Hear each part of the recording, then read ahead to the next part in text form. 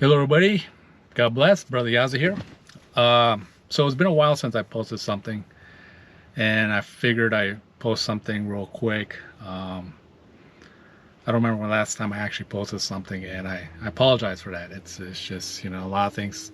Some things have come up in my life this past couple months, and it's things I had to deal with. So I'm gonna share something real quick with you, and it's a good thing, I guess. So my youngest daughter, she's in high school, and she actually got her first part-time job, um, and it's customer based, and so she has to, it's not a fast food place, but it is definitely a food place, and it's customer based. It's not a waiter or dishwasher or anything like that, but she has to deal with customers. So when she got this job, this kind of sort of took me back a couple years back to where my oldest daughter, when she used to work at a part time, when she used to work part time in a fast food chain, a major chain, and while she was working there, my oldest daughter, while she was working there, she shared with me and the family a lot of stories about what she's gone through working at that fast food chain.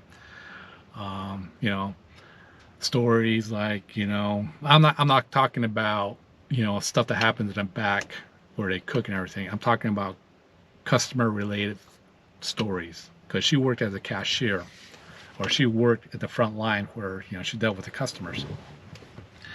And so, like, one story is that kind of just um, it was sentimental to her, was that this where this older gentleman would come into the restaurant, say, 6 o'clock in the morning or something like that, and he'd order the same thing every single day, coffee and a small sandwich, something like that. And so he would do this every single day, and he would read the newspaper um, for about an hour or so, and then he will leave. But he would do this every single day. And then one day, the guy didn't come in.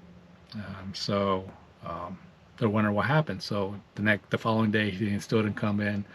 A week goes by, he still didn't come in, and then like a month goes by, and finally, they finally received word that he actually got sick, and so she was like, she was set back about it, because she got to know this guy. They knew who his name was and everything, and he became part of sort of that family, of that fast food chain family, or that particular restaurant, anyways.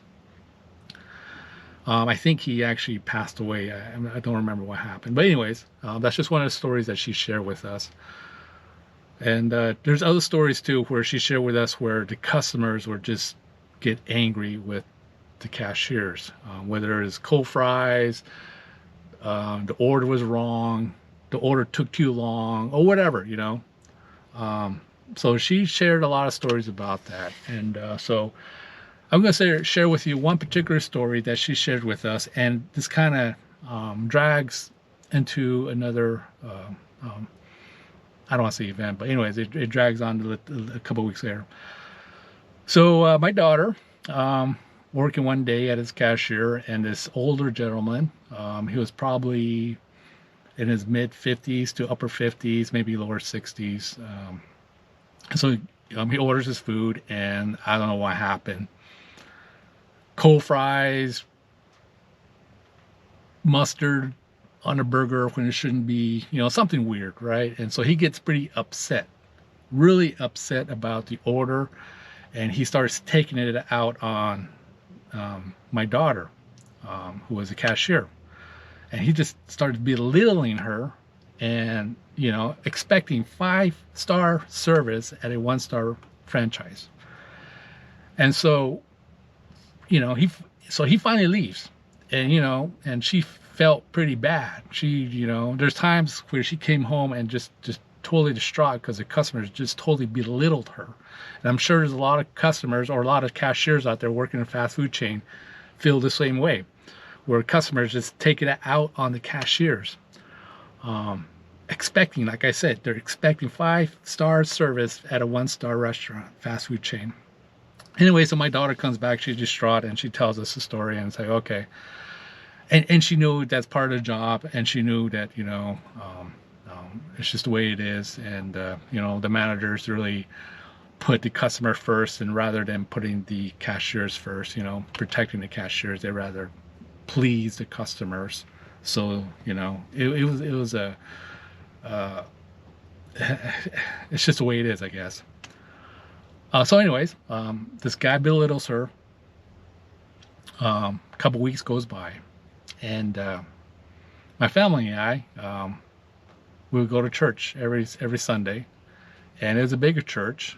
And so normally at the church service, what will happen is, the worship service, the message, and then at the end of the message, you will have a sort of a prayer service. So anyways, the pastor at the end of the service calls on the prayer team to come up to the altar and pray for people. And when the prayer team got up to the altar, this guy that actually belittled my daughter was actually part of the prayer team. And my daughter, she nudged me and said, that guy that's actually on the prayer team that just got up to pray for people, well, that's that same guy that actually belittled me a couple weeks ago. And she said, I can't see him. I can't look at him right at this point. And so anyways, it was enough to actually distraught her enough to actually, she couldn't even look at the guy. And it just made her more discouraged to see this guy actually praying for people.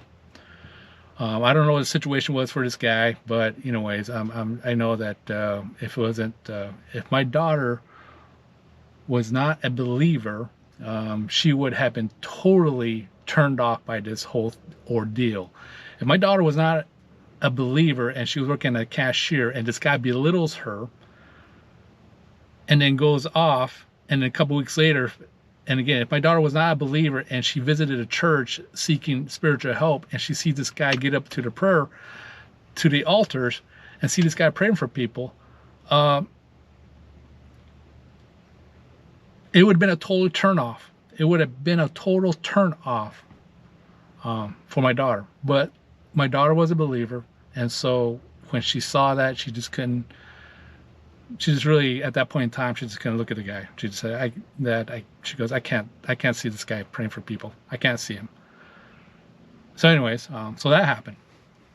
So this kind of brings me to the point where, the point I'm going to make, and it's just simple. And this is a message to all you believers out there. First of all, we need to set an example to not only to believers, but also non-believers in our behavior. Granted, sometimes we get emotional and our emotions get really high and our emotions take over. But we need to have self-control. We need to have a mindset where we are setting an example as Christians. So basically, I'm just going to share with you a quick scripture, and I might be taken out of context, but I'll apologize if I do, but you guys will get the point. And this comes out of the book of Timothy, 1 Timothy chapter 4, verse 12, out of the New King James Version. So Paul writes to Timothy, and Paul says to Timothy, let no one despise your youth, but be an example to the believers in word, in conduct, in love, in spirit, in faith, in purity. So we need to set an example to younger believers.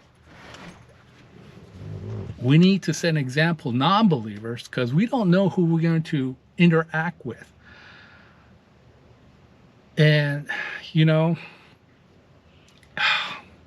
where I'm getting at, but we need to set an example.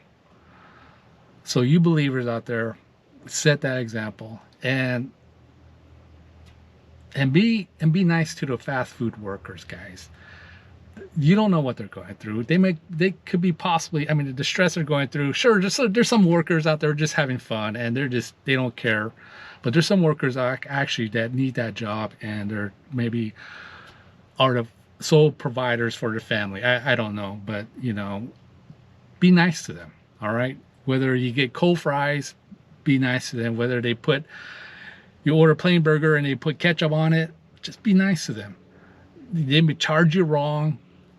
Just be nice to them. They forget the fries, just be nice to them. You don't know. You just don't know. They might show up at church a couple weeks later, seeking spiritual help.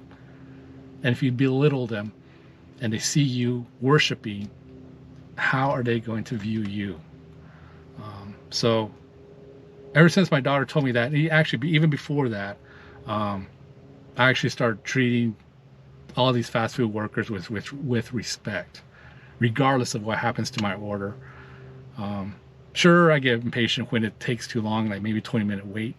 That I do get impatient, but I try to be nice and say, thank you for the food, and But anyways, we got to set an example. Set that example. We don't know who we're going to interact with. We don't know when we're going to see them again. It may be at church. It may be somewhere else. So anyways, I just want to share that with you. Anyways, that's all I got. So I'll close with this. God bless. And I pray that God will give you peace. Until next time, see you later.